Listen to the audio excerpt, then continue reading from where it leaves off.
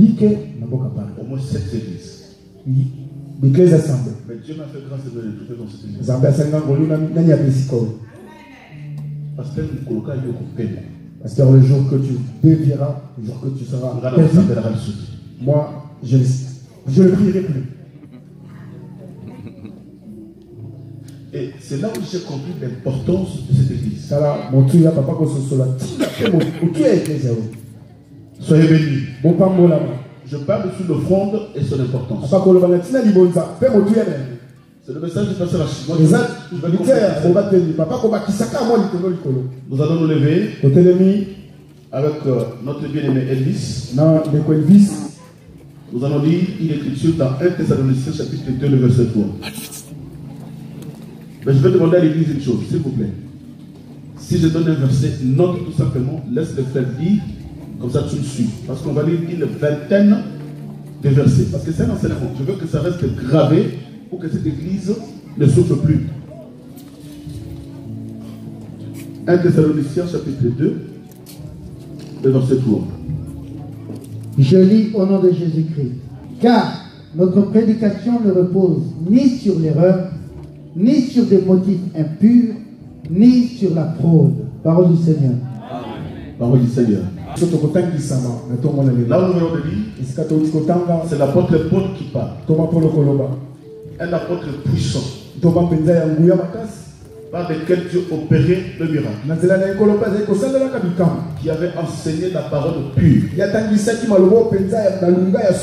Et c'est lui d'ailleurs qui est l'apôtre des nations, qui est le père de l'église. Mais écoutez ce que Paul dit. Car notre prédication ne se repose ni sur l'erreur, ni sur le motif impur, ni sur la faute. C'est qu'il y a beaucoup de gens qui prêchent. Mais ce qu'ils prêchent, ce sont des erreurs. Mais Paul insiste. Un ministre de Dieu, celui que Dieu a appelé, ne peut jamais prêcher des erreurs. Voilà pourquoi autant où nous sommes, Dieu nous a mandaté pour corriger les erreurs qui ont été prêchées dans des églises. Parce qu'aujourd'hui l'église n'a pas de valeur à cause des erreurs. Parce que toute personne se lève ministre et il interprète la parole de sa manière. Et si on lui dit que ce que tu as prêché est faux, il est tellement animé de l'orgueil, il ne peut pas s'humilier. Parce qu'on lui a déjà donné un nom d'apôtre, prophète, évangéliste. Il a déjà prêché et il ne peut pas se repentir. Moi je le dis tout haut. Si j'avais enseigné quelque chose et qu'aujourd'hui je comprends que c'était une erreur, je serais dans l'obligation de me repentir. Ce n'est pas que je ne serai pas ministre parce que je prêchais une erreur, mais je dois me repentir.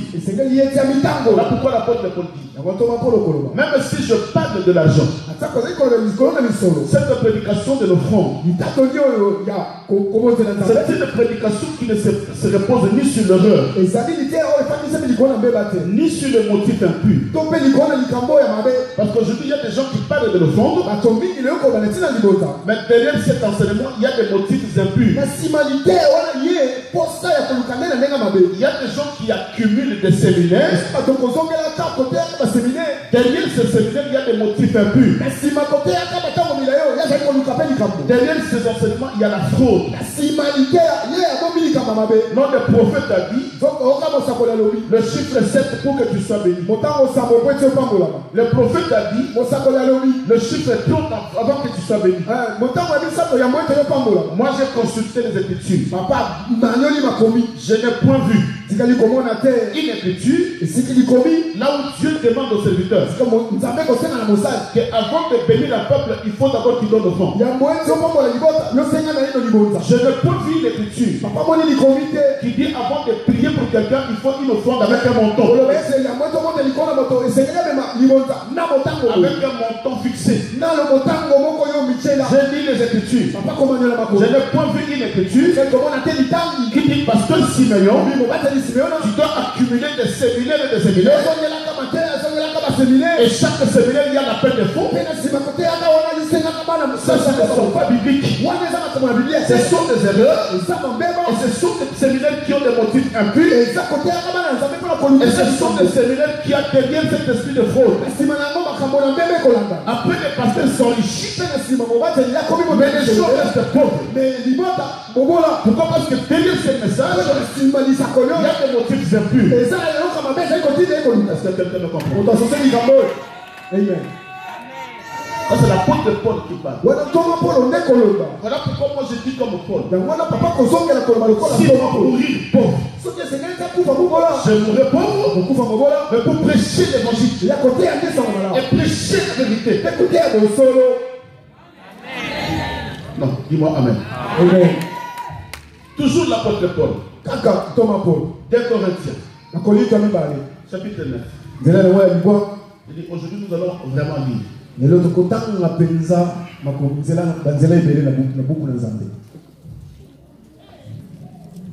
lis au nom de Jésus-Christ. Ne suis-je pas libre? Ne suis-je pas apôtre? N'ai-je pas vu Jésus-Christ notre Seigneur? N'êtes-vous pas mon œuvre dans le Seigneur? Si pour d'autres je ne suis pas apôtre, je le suis au moins pour vous. Car vous êtes le sceau de mon apostolat dans le Seigneur. C'est là ma défense contre ceux qui m'accusent. N'avons-nous pas le droit de manger et de boire, parole du Seigneur? Tu prêches l'évangile de la vérité, tu seras toujours combattu. Mais écoutez, Paul frappait sa poitrine. Il dit même si les gens m'insultent, même si les gens me critiquent, même si les gens m'appellent quoi que nom qu'ils veulent, mais néanmoins je suis dans la joie. Parce que vous croyez que je suis un apôtre, que Dieu a établi. Et vous êtes l'empreinte de mon ministère. Quand je vois toutes ces mamans craignent Dieu, ça me fait la joie. Parce que c'est l'œuvre de mon apostolat. Je ne veux prêcher la crainte de Dieu. Écoutez ce que Paul dit. Que si je vous prêche la vérité, est-ce que vous ne pouvez pas me donner à manger? Ça c'est le fait de donner. Paul ne dit pas celui qui a 1000 va se lever. Celui qui a 500. Celui qui a 300. 200. Ainsi de suite. Non, mais Paul dit, même si les autres m'insultent, à cause de la vérité, parce qu'il y a un pasteur qui m'a envoyé un texto anonyme. Je suis un pasteur, mais la façon dont tu prêches, toi, tu mourras pauvre, parce que nous mangeons dans des églises. J'ai bien répondu aussi, je ne mange pas l'église. Mais si l'église me donne à manger, je ne le refuserai jamais. Mais je ne prêcherai jamais avec des motifs impurs. Je ne prêcherai jamais avec la fraude. Non. Moi, ce que je vais être comme Paul, déposer l'empreinte derrière le peuple, et que quand Dieu voit ce peuple-là, Dieu est content de moi.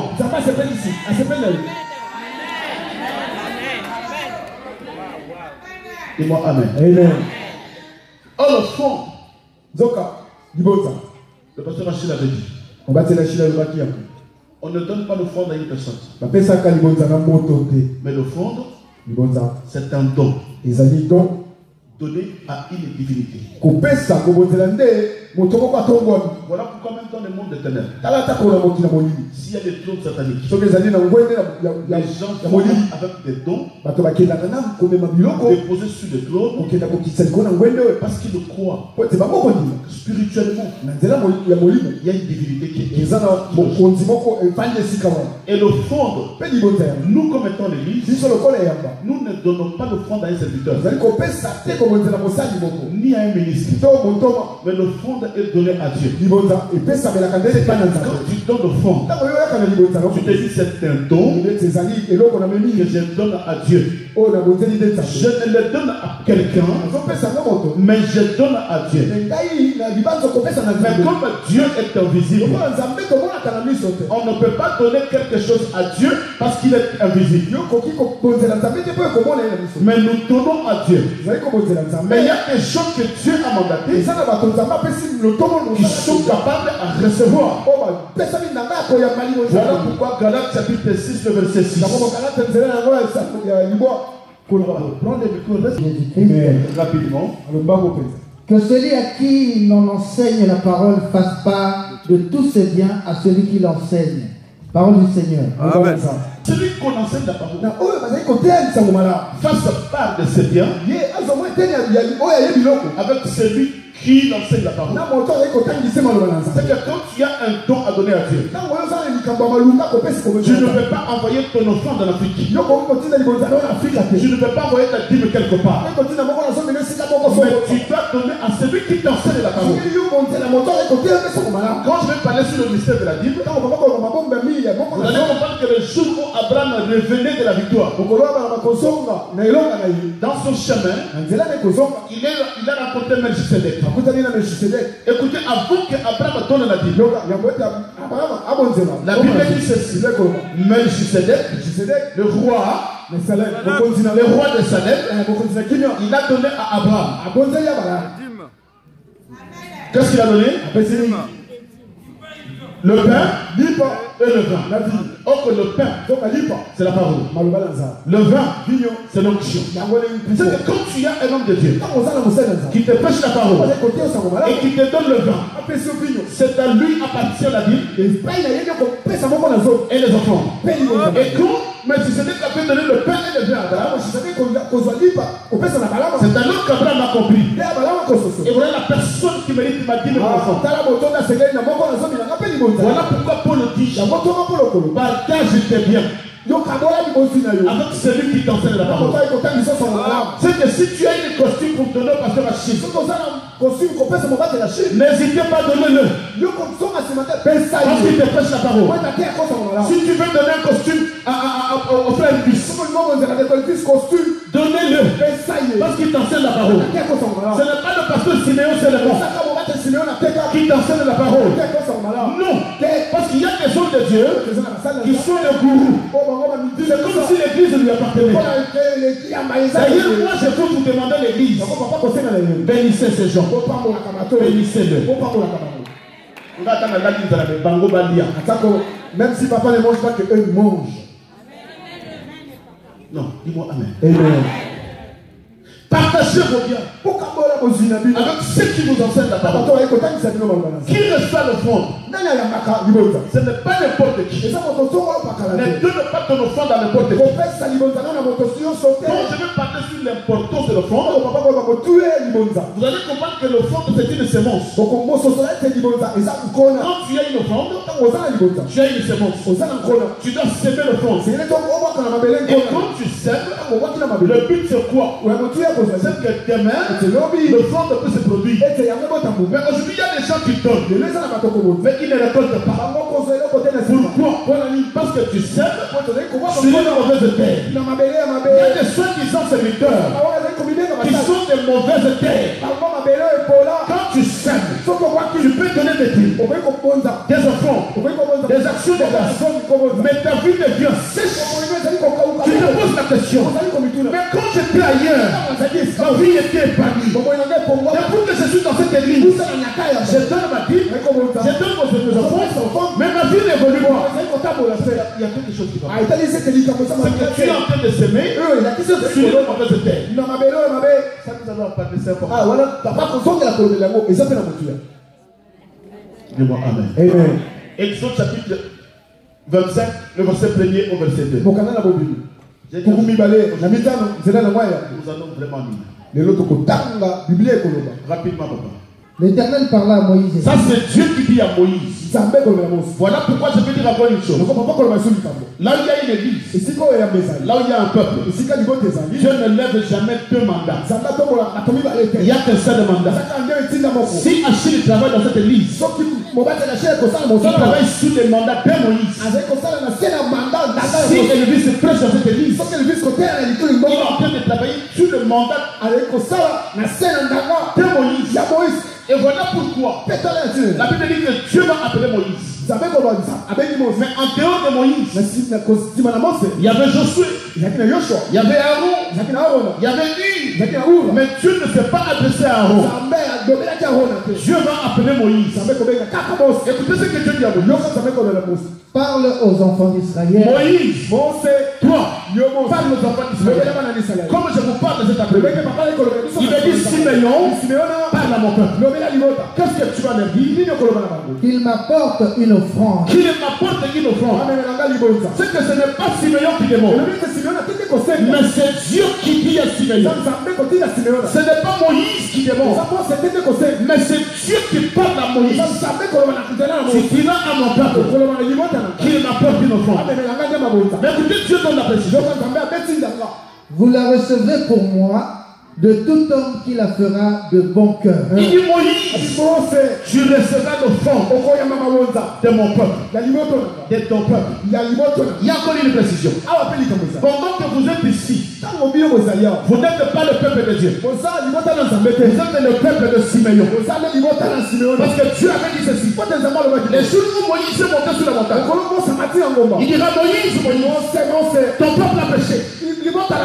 Ton peuple a péché. Et si vous dites ton peuple a péché, va dire à ton peuple.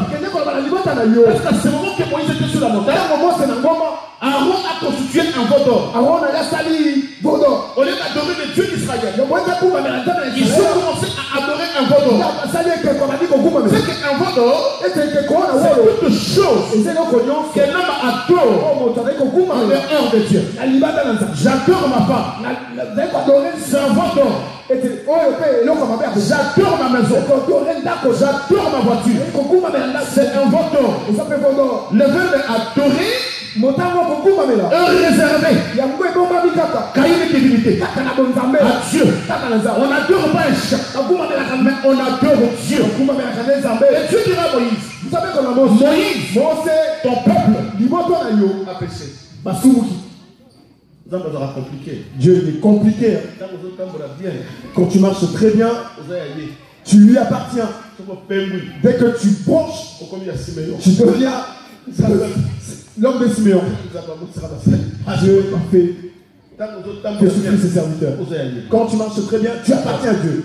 Dès que tu pêches, Simeon, ma maman nayo, tes mamans là, Simeon, église nayo. Dans l'église là, Dieu est compliqué. Dieu, voilà pourquoi tu dois me supporter. Tu dois me supporter. Parce que j'ai une fouet. C'est que je hais dans cette église. C'est une vie de péché. Parce que quand tu pêches, Dieu ne te blâme pas. Dieu a blâmé Moïse.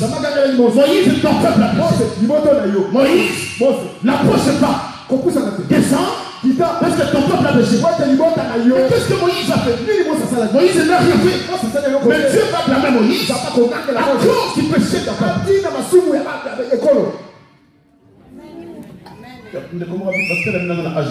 Il y a un frère qui a demandé, votre pasteur, il a quel âge? Il est dur comme le vieux père de Sebeko. Alors, maman a compris. Cette maman l'a bien compris. Papa Sebeko. Les vieux papas de Sebeko. Ils avaient les papa. Il transmettait la crainte de Dieu. Et à notre époque, si tu transmets la crainte, comme papa tu deviens comme ces vieux papas. mais moi j'accepte. Papa Dimiango. Papa, nous allons un pasteur. Il avait un pasteur. Papa José. Papa José. Pasteur, quand on a dit pasteur, tu vois, un pasteur comme tu es habillé, avec une veste à côté, on a jean et trop. Il prend la veste, il introduit dans son pantalon jean. Il ne sait même pas s'habiller, ça c'est pas son problème. Lui, son problème, c'est de vous prêcher la vérité. L'habillement, ça ne le concerne pas. Et à cette époque, on était comme tu es dans une église. Et les couronnes sont continue à l'église. Tu sens l'odeur de la crainte de Dieu. Mais aujourd'hui, tu rentres dans nos églises. Tu rentres, tu sens l'odeur de l'impudicité. Tu sens l'odeur des péchés. Parce que les gens se camouflent. Aujourd'hui, dimanche, il y a l'église. Demain, il y a une fête païenne. Elle est là-bas. Et tu vois la façon dont elle s'est habillée. Tu te poses la question si elle fait partie de l'église là. Maman, non, papa va te régner. Non, je ne la connais pas. Non, je ne la connais pas.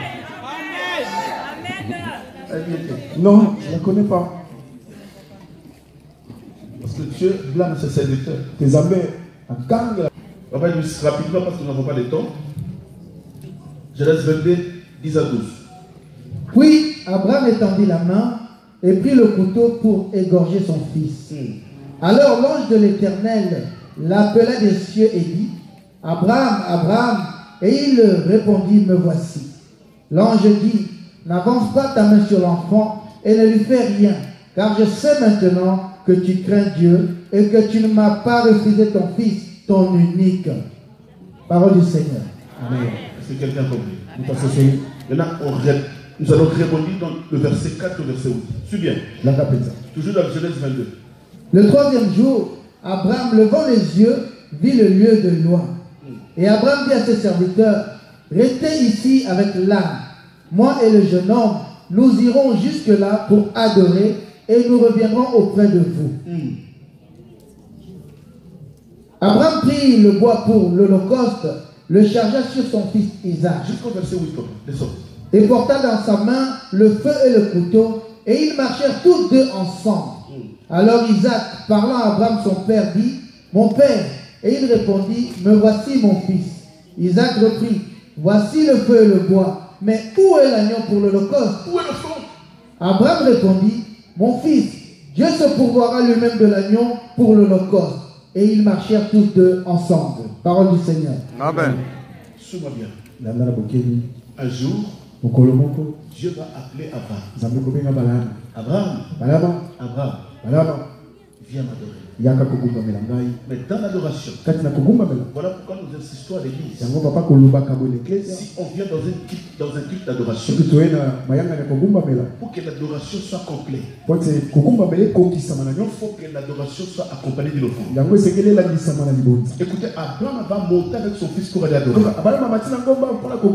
Mais dans le chemin, le fils, moi, demande à papa, nous montons pour aller adorer Dieu. Voici le feu et le bois. Mais il y a une chose qui manque, c'est le fond. Isaac savait qu'on ne peut pas aller adorer Dieu sans une offrande. Voilà pourquoi la Bible dira qu'on ne se présente jamais dans la maison de Dieu le main vide. Pourquoi c'est là? Parce que nous allons dans la maison de Dieu pour adorer. Donc Isaac a compris que nous montons vers Dieu. C'est que sur la montagne, c'était la maison de Dieu.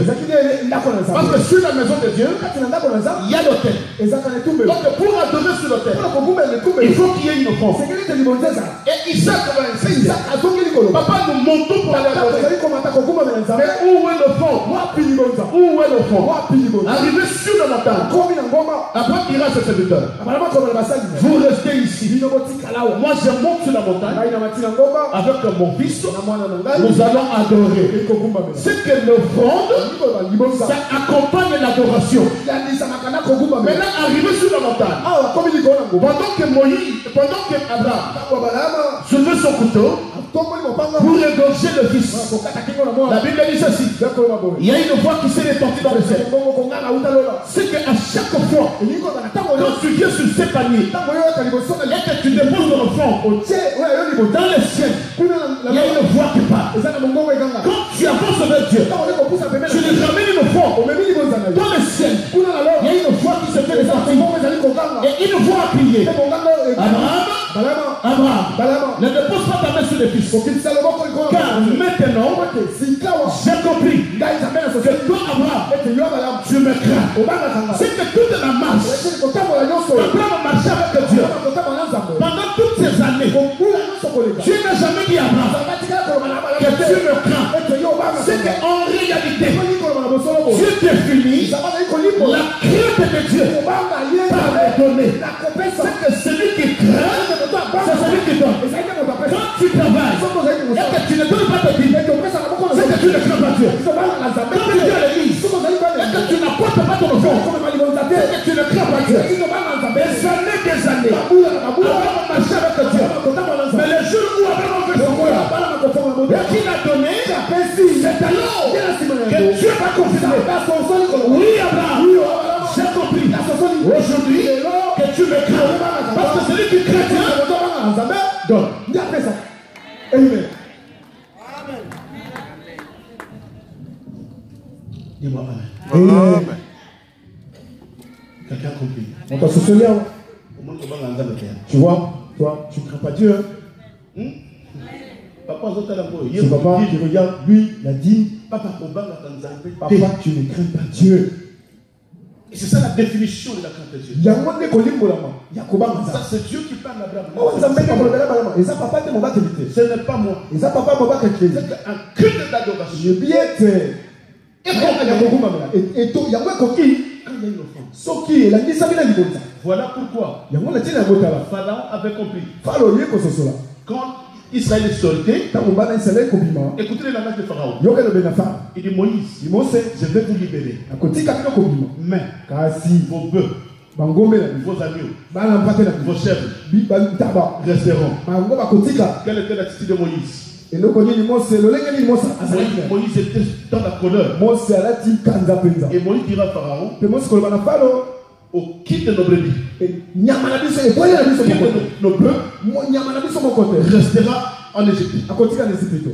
Qu'est-ce que nous allons donner à Dieu dans comme étant une offrande d'adoration?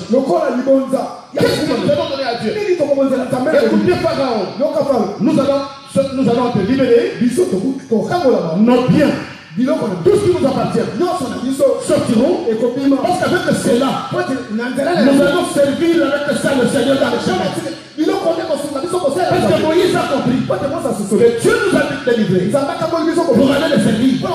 Mais comment nous allons servir Dieu dans le désert? C'est le fond. Ok, Moïse, Pharaon savait que même s'il sert Dieu, mais leur Dieu aime le front. Et je vais bloquer le front pour qu'il soit le même. Voilà pourquoi tu as ceux qui financent. Pourquoi on le répète, on le dit, si ta finance est restée encore en Égypte, il faut au centre de la te libérer. Nous devons prier pour libérer. Non, dis-moi Amen. Amen. Un grand Amen. Amen. Maintenant, je vais aller rapidement. Nous avons au moins 4 sortes d'offrandes. Je vais parler de ça rapidement. Premier point, ce qui est écrit. Comment l'offrande que Dieu a créée, c'est le corps. C'est ton corps. Romains chapitre 12, du premier au deuxième verset. Écrit tout simplement par Romains 12, 1 à 2. Le premier offrande, c'est le corps. Moi, je veux que tu écrives, maman. Écris pour qu'à la maison, tu révises. Cet enseignement restera gravé dans ton âme. Comment? La première offrande, c'est le corps. Romains chapitre 12, 1 à 2. Écoutez ce que Paul dit. Je vous exhorte donc, frères, par les compassions de Dieu, à offrir vos corps comme un sacrifice vivant, saint, agréable à Dieu, ce qui sera de votre part un culte raisonnable. Ne vous conformez pas au siècle présent, mais soyez transformés par le renouvellement de l'intelligence afin que vous discerniez quelle est la volonté de Dieu, ce qui est bon, agréable et parfait. Parole du Seigneur. Est-ce qu'on peut dire Amen?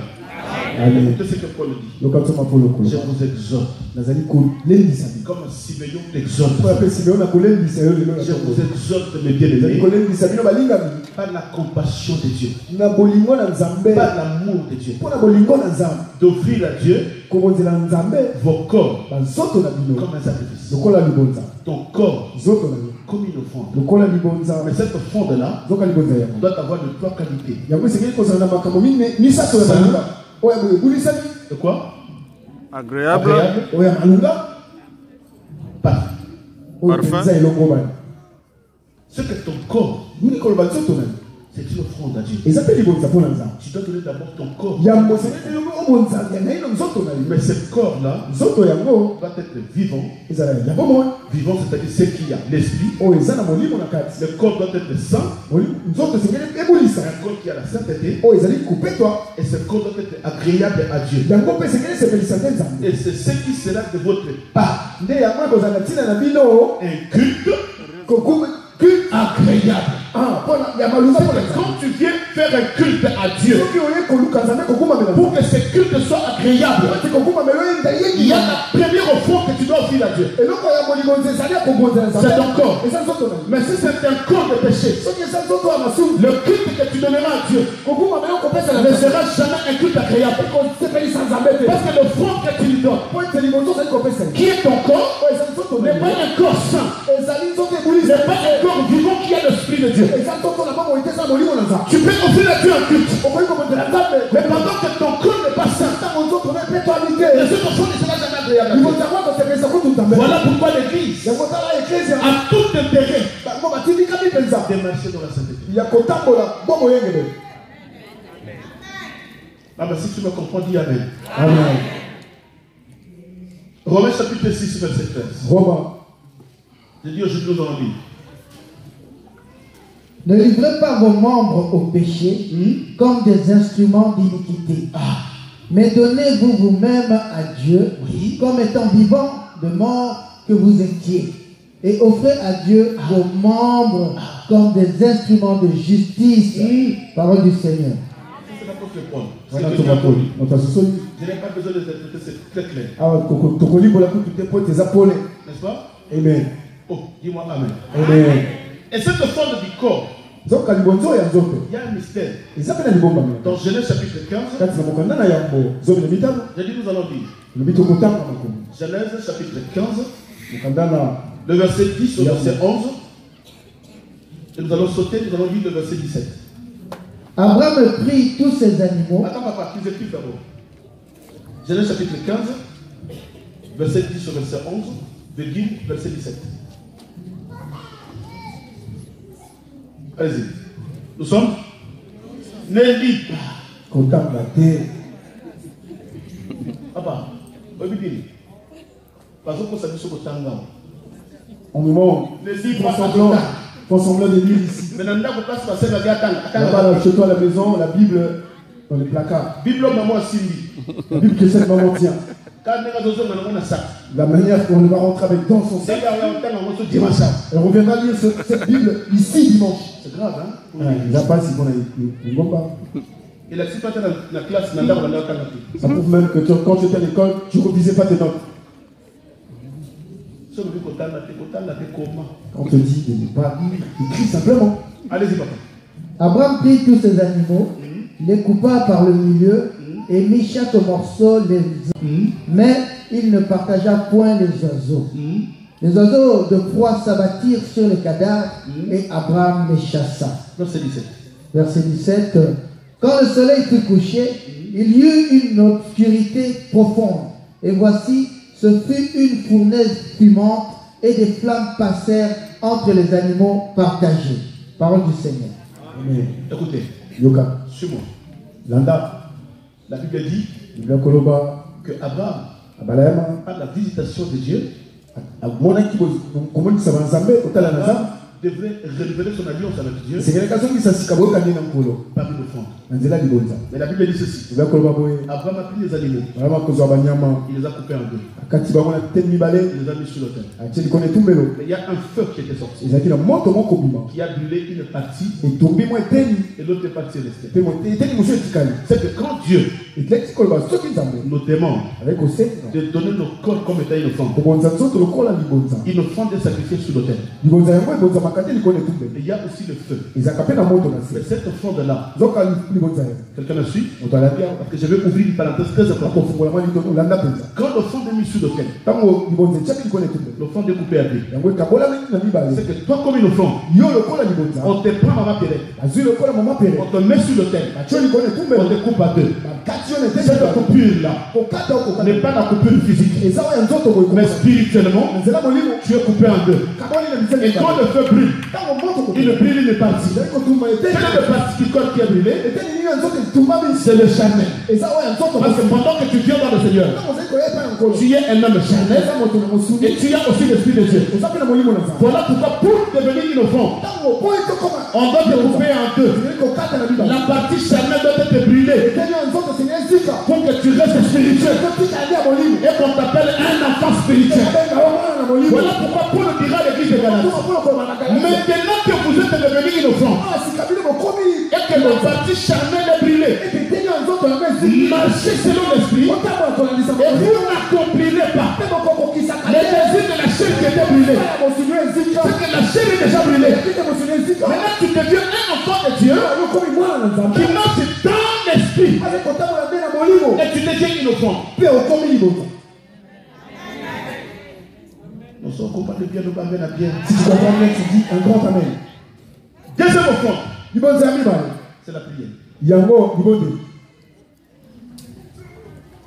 Deuxième offrande, c'est la prière. Quand on se lève pour prier, parler à Dieu, demander à Dieu, c'est une offrande que tu donnes. Et là maintenant Dieu dit ceci. Matthieu chapitre 5, verset 23 à 24. Écris tout simplement. Écris seulement. Matthieu chapitre 5, verset 23, verset 24. Rapidement. Si donc tu présentes ton offrande à l'autel et que là tu te souviennes que ton frère a quelque chose contre toi, laisse là ton offrande devant l'autel et va d'abord te réconcilier avec ton frère, puis viens présenter ton offrande. Parole du Seigneur. Amen. Écoutez, ça ce n'est pas l'offrande de corps, mais c'est une offrande comme étant ta prière. Et il y a une condition. Dieu dit ceci. Lorsque tu te présentes devant Dieu, aujourd'hui nous sommes devant Dieu, n'est-ce pas? Et nous avions apporté une offrande de la prière. Et que Dieu puisse nous écouter. Mais écoutez ce que Dieu dit. Quand tu viens devant le Seigneur, tu veux présenter ton offrande à Dieu. Cette offrande-là, ce n'est pas le corps. Cette offrande, ce n'est pas le matériel. Ce n'est ni l'argent, mais ta prière. Quand tu te présentes devant Dieu, je vais offrir à Dieu une offrande. Et que tu te souviens que tu as un problème avec ton prochain. Laisse d'abord ton offrande. Laisse ta prière. Retourne d'abord. Va te réconcilier. Parce que quand tu fais une offrande à Dieu, qui est la prière, mais pendant que tu as des conflits, cette offrande ne sera jamais priée. Cette prière ne sera jamais exaucée. Ça, c'est la deuxième offrande. Voilà pourquoi l'apôtre Jacques dira que la prière d'un juste. Moi je modifie les Écritures. Que l'offrande d'un juste a une grande efficacité. Quelqu'un a compris? L'offrande d'un juste. Dis à la personne qui est à côté de toi, dès aujourd'hui deviens juste. Papa José, dis-lui. Ça c'est l'offrande en nature. Et c'est là où maintenant Dieu dit ceci. Exode 25. Écoutez, Exode 25, du verset 1er au verset 9. On doit clôturer. Il nous reste 7 minutes, je crois. Je dois clôturer rapidement. Je lis dans Exode 25 à partir du premier verset au nom de Jésus-Christ. L'Éternel parla à Moïse et dit, parle aux enfants d'Israël qu'ils m'apportent une offrande. Vous la recevrez pour moi de tout homme qui la fera de bon cœur. Écoutez, je dis à Moïse, dis à mon peuple, il m'apporte une offrande. Et toi Moïse, tu la recevras à ces gens-là qui donnent l'offrande dans mon cœur. Mais écoutez, continue. Voici ce que vous recevrez d'eux en offrande. Maintenant Dieu commence à énumérer les offrandes. De l'or, de l'argent et de l'airain. Des étoffes teintes en bleu, en pourpre, en cramoisi, du fin lin et du poil de chèvre. Des peaux de bélier teintes en rouge et des peaux de dauphin du bois d'acacia, de l'huile pour le chandelier, des aromates pour l'huile d'onction et pour le parfum odoriférant. Des pierres de mix et d'autres pierres pour la garniture de l'éphod et du pectoral. Ils me feront un sanctuaire et j'habiterai au milieu d'eux. Vous ferez le tabernacle et tous ces ustensiles d'après le modèle que je vais vous montrer. Amen. Amen. Amen. Amen. Là, on n'a pas besoin d'être attaché. Je commence à énumérer les offrandes que le peuple devait amener. Cela signifie quoi? Quand on donne les offrandes, Dieu sait que toi, tu as la capacité d'avoir de l'or. L'autre, il a la capacité d'avoir de l'airain. Il y a des autres qui n'ont pas de l'or, mais ils ont des pots de dauphin, même les pots de chèvre. Il y a des autres qui n'ont pas de pots de chèvre. Il sait que l'autre là-bas, il a l'huile. Et tous ces offrandes-là, tu la prendras et tu vas constituer un tabernacle. Ça va servir dans le tabernacle afin que les gens viennent adorer. C'est l'offrande que tu donnes. Contribue à constituer l'œuvre de Dieu afin que les gens de l'extérieur viennent adorer Dieu. C'est que si tu ne donnes pas, tu refuses que les gens de l'extérieur viennent écouter Dieu. Quelqu'un comme moi. Et pourquoi la Bible dit 2 Corinthiens chapitre 9, le verset 7. Écoutez ce que la Bible dit.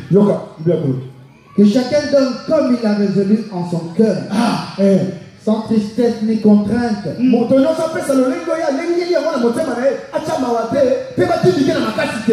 c'est ici. Sans les donner, l'apôtre Paul insiste par rapport à la demande d'Exode que Dieu avait demandé à Moïse. Maintenant l'apôtre Paul précise que chacun donne selon ce qu'il a résolu dans son cœur, sans être poussé, sans être influencé. Mais dans son cœur, ni le passé va donner le montant, non de ce que tu as résolu dans ton cœur. Cela signifie quoi? Écoutez-moi bien l'église. Un véritable fils de Dieu, ou une fille de Dieu, prépare son culte à la maison. Son culte à la maison.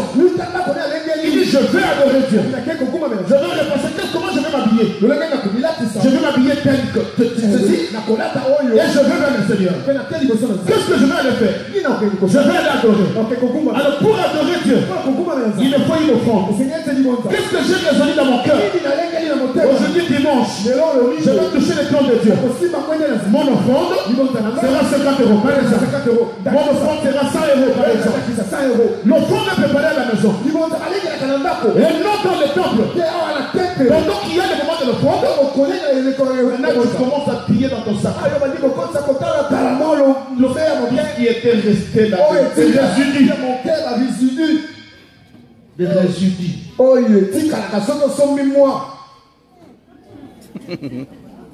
C'est que tu n'as pas résolu dans ton cœur. Et tu n'as pas préparé ton offrande.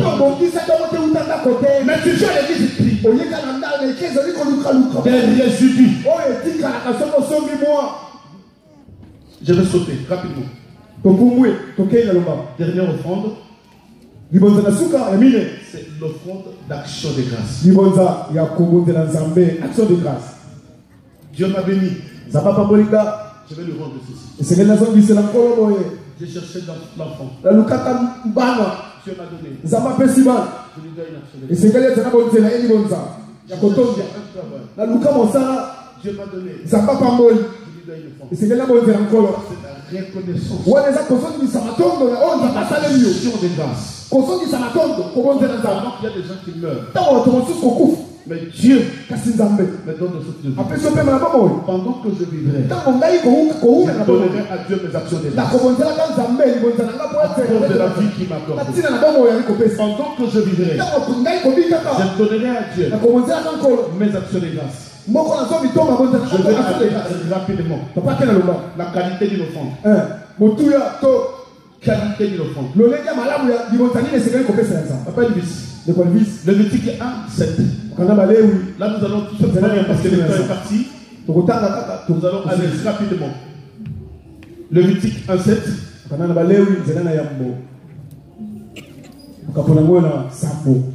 Rapidement, papa. Même 2 minutes, nous allons clôturer. Les fils du sacrificateur Aaron mettront du feu sur l'autel et arrangeront du bois sur le feu. Parole du Seigneur. Amen. Écoutez. Maintenant, le fils arrange le bois sur l'autel. Pour l'attendre de quoi? Une offrande. N'est-ce pas? Deutéronome 17:1.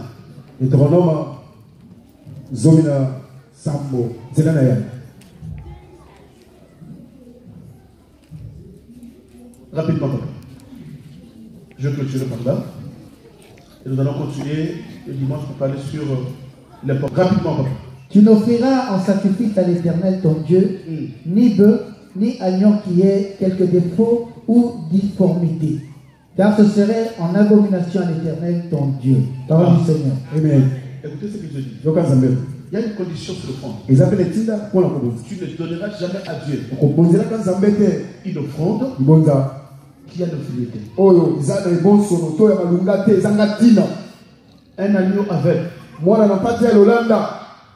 C'est une condition. C'est que c'est une offrande qui n'a pas de valeur. Voilà pourquoi les gens qui viennent crier dans son sac, le résidu qui est resté, c'est une offrande infime. Tu donnes, oui, mais cela ne sera jamais apprécié. Parce qu'il y avait une condition qu'un agneau qu'on doit donner doit être un agneau mâle sans défaut. Pourquoi l'agneau mâle sur l'offrande, mais pas un agneau femelle? Parce que c'est le mâle qui a la sémence. Et dans la prophétie, un agneau mâle, c'est un agneau qui n'a pas de défaut. Et quand tu donnes cette offrande, ton cœur saigne. Je vais clôturer sur Malachie. Malachie, je clôture par là. Malachie, verset 1er, chapitre 1er, le verset 8, et le verset 13 au verset 14. Amen. Quand vous offrez en sacrifice une bête aveugle, n'est-ce pas mal? Quand vous en offrez une boiteuse ou infirme, n'est-ce pas mal? Offrez-la donc à Offre-la donc à ton gouverneur. Suis bien, papa. Landa, Je peux te le tuer là. ceux qui servent. Répète. Zonge la papa l'Italie. Suis bien. Landa, Offre-la donc à ton gouverneur. Te recevra-t-il bien? Te fera-t-il bon accueil?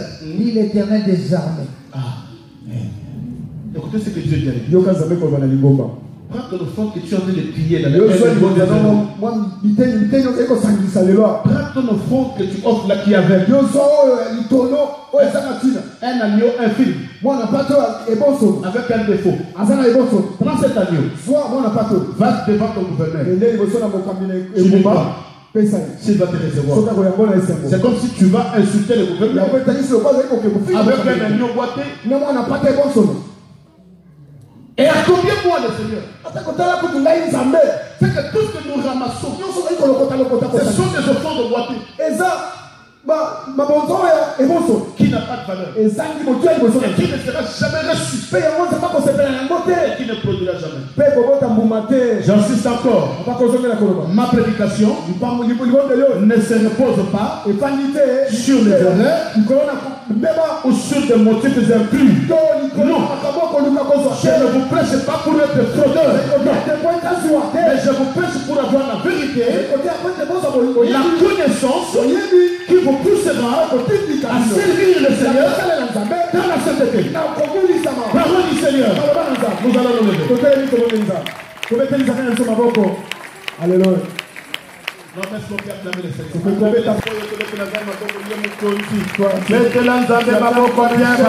C'est bien acclamer le Seigneur. Alléluia.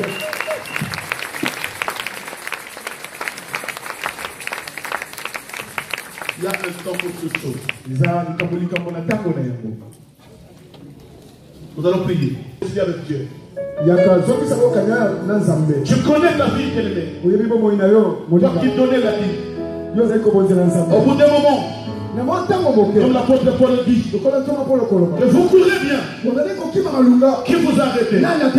Qui donnait ta vie? Qui t'avait arrêté? Qui donnait les offrandes? Qui t'avait arrêté? Les dépenses que tu as. Bien aimé, il ne faut pas avoir des raisons devant Dieu. Parce que j'ai ceci. Je donnerai ma Bible plus tard. Non, là tu as prouvé ton alliance avec Dieu. Voilà les tours de rénover ton alliance. Rénover ton alliance.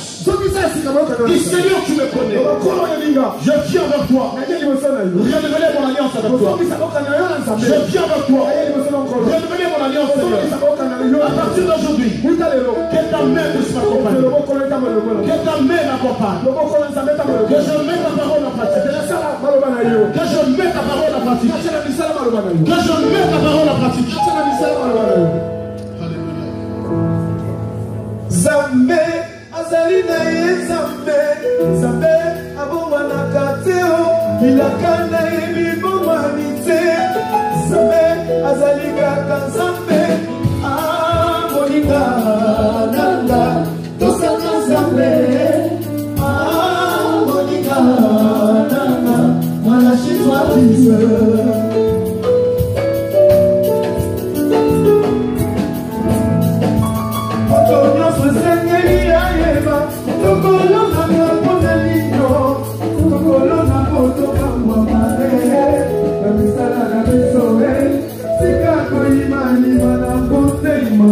yo pouvez battre na Nzambe moninga nanga tosaka Nzambe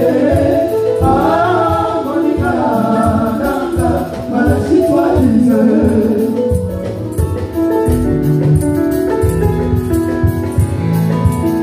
yaka kolona na mosala na Nzambe yaka kolona yokozwa wapakoli yaka kolona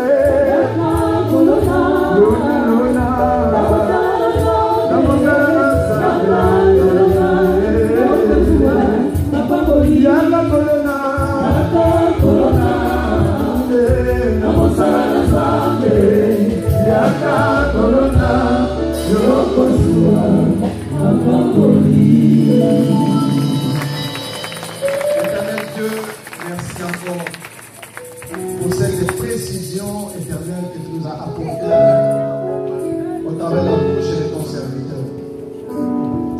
Aujourd'hui, nous avons pris encore la connaissance pourquoi nous devons donner et comment nous devons donner. S'il y a encore, Seigneur, dans nos cœurs, des hésitations, ou s'il y avait quelconque pouvoir qui nous empêchait, Seigneur, de ne pas te servir dans les cœurs, nous les détruisons par le nom puissant de Jésus-Christ. Manifeste encore ta gloire, Seigneur, dans l'obéissance de cette parole. Merci, Yahweh, au nom puissant et glorieux de Jésus-Christ. Nous t'avons prié. Amen. On peut acclamer le Seigneur. Est-ce qu'on peut acclamer le Seigneur? Gloire à Dieu.